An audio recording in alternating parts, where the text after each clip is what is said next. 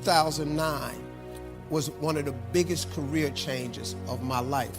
The book, Act Like a Lady, Think Like a Man, came out in 2009, and I signed up for Family Feud in 2009. Those two moments transcended my career. It took me from being a comedian and a radio show host, and it just launched me into mainstream America. And then all of a sudden I was in everybody's house. And then here came the talk show, and then here came Little Big Shots, and here came Showtime at Apollo, here came Miss Universe, here came Fox New Year's Eve, here came NFL, everything, it just started piling on, you know. And that's how it works, and you just have to have faith. Now listen to this part of it too. Your life is like a stock chart. Stocks take dips and everything.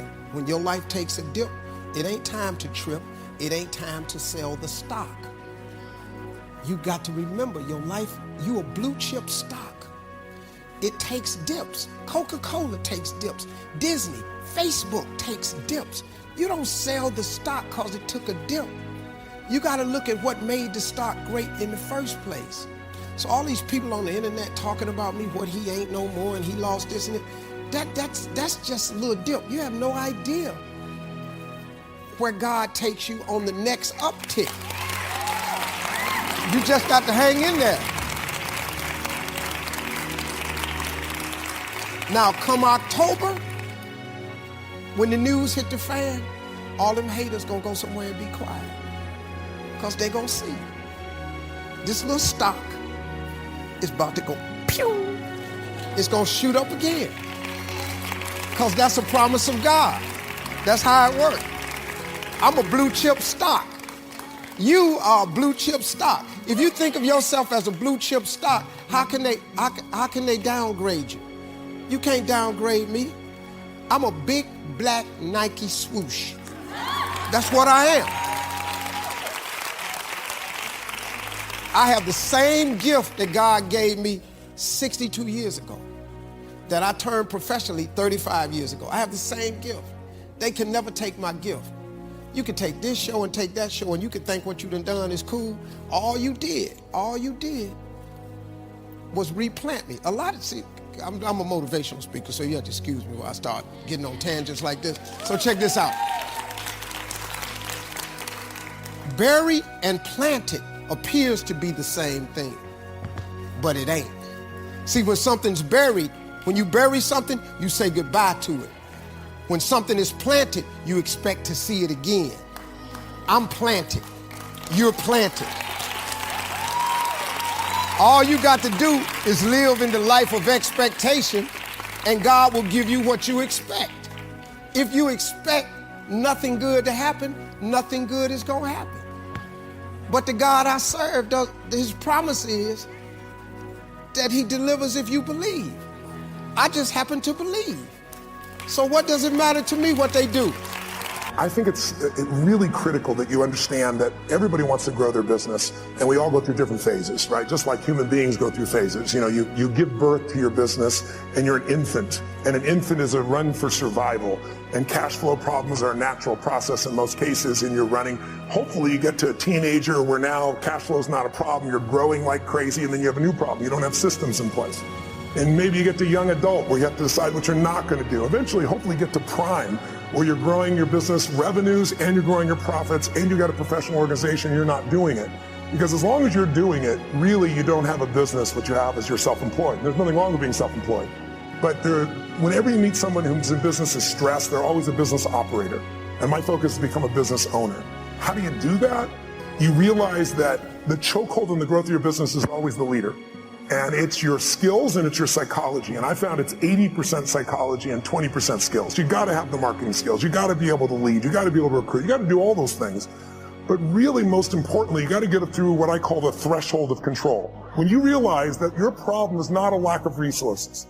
It's not a lack of money or technology or contacts. It's not. It's your psychology.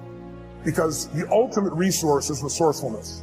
And human emotion, that's what starts wars, that's what makes a business begin, that's how you have children, that's how we end wars, it's all emotion. And so what I really learned to do is how to manage my emotions. So, you know, once you solve that one, the next one shows up. I started a franchise in couple franchisees were really upset when one of the people representing on my side said they didn't make things clear to them. And it's all bullshit, but it cost me $5 million in 4 years. I thought the first one was like a $50,000 challenge. Now I got a $5 million challenge. And I took all the money I'd saved in my entire career to pay that off, and I was starting over again. And then I grew from that. And then I finally got, I had a partner in business, and long story short, they had a business that was losing $1 million a day, and he turned it around and making $1.8 billion in EBITDA. He offered me his partner, and I signed a document saying we're all joint and several. There was $40 million in debt. I figured I had $10 million of the debt to have $1.8 billion in infrastructure. And it turned out my partners, two of them were broke. They weren't billionaires. They had lost their money. And the other one was the son of a billionaire, and his dad had given him nothing, had $5 million to his name. So I was on the hook shortly after for $120 million when they didn't have $120 million. I figured out how to deal with that. By doing that, I eventually took my companies to this year will surpass $6 billion in 33 companies because I made it through the threshold of control. So I want you to know, when you see these big numbers by any entrepreneur, they all started with blocking and tackling, and they all started with how do I get both the skill and, more importantly, the psychology. You can get the skill if you can get that part of you that just doesn't die, the part of you that finds the way to add more value than anybody else so you can keep growing. When you say, I don't have any idea whatsoever of what I'm going to do to pull this out. Been in situations like that, where I had deadlines I had to meet. I didn't meet those deadlines, and I lost a car, lost a home, lights were cut off, telephone was cut off. All of those things are going to happen to you at different points in life. Now, the question is, what does it really mean? It really doesn't mean anything. It's not important at all. It's just a temporary inconvenience, because all of those things can be corrected. And it's a part of the process that we all go through. Now, the challenge is, in the midst of all of these things, is one, to stay focused on your goal, and two, to keep your expectations of making it happen and keeping your energy positive and relentlessly looking for ways in order to pull it out. And I guarantee you that there will be some intervention. What causes it? I don't know. There are things that we don't know or understand, but we do know that if we do certain things, that things begin to happen that's in our favor, that shows that the universe is on our side. Everything that we're seeking, I believe that if we begin to align our thoughts with action and be relentless, don't try 2 or 3 things or 15 or 20 things, but 100 things, 500 things if necessary, 10,000 things as Edison did if necessary, until we find a way out. Many of us, we eliminate many possibilities for ourselves because we really don't do all we can do. I think A.L. Williams was right when he said, all we can do is all we can do, and all we can do is enough. And I think, honestly speaking, even judging from myself, and I think that my commitment is stronger than most people. But if I had to literally